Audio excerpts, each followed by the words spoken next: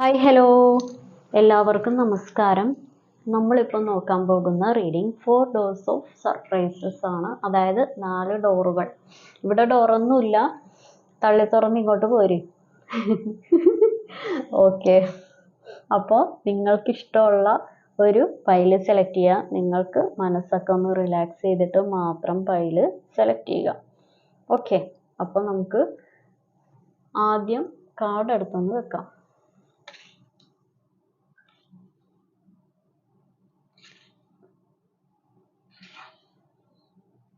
Okay,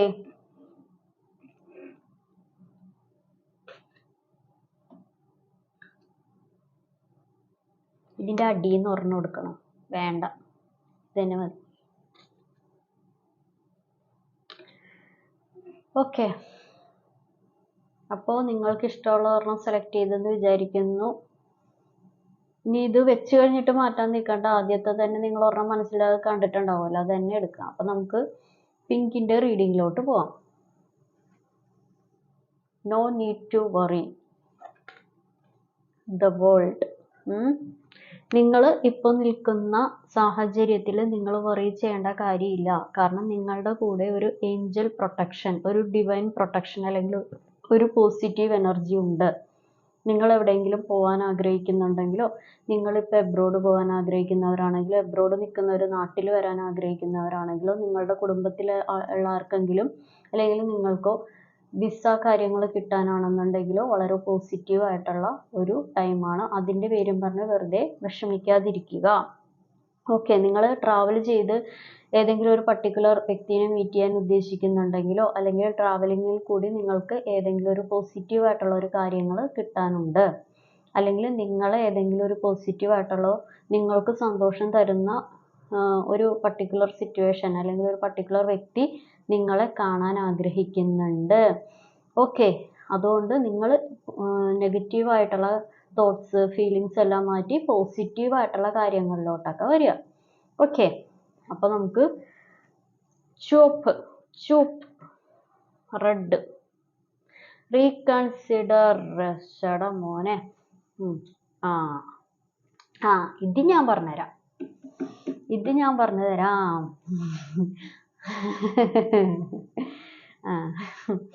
okay, അതായത് നേർച്ചയും കാഴ്ചയും വഴിപാടും ദൈവത്തിനോട് പ്രാർത്ഥിച്ചും ദൈവത്തിൻ്റെ അടുത്ത് വളരെയധികം ഇഷ്ടപ്പെട്ട ദൈവങ്ങളോടോ അല്ലെന്നുണ്ടെങ്കിൽ യൂണിവേഴ്സിനോടോ ഏഞ്ചൽസിനോടോ ആരോ നിങ്ങൾക്ക് ഇഷ്ടപ്പെട്ട ആളുകളോട് പ്രാർത്ഥിച്ച്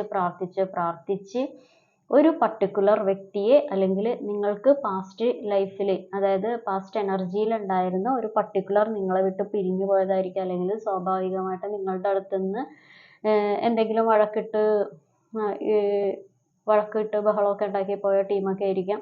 ആ ടീമിനെയൊക്കെ തിരിച്ചു കൊണ്ടുവരുന്ന എനർജിയാണ് വരുന്നത്. എങ്ങനെ?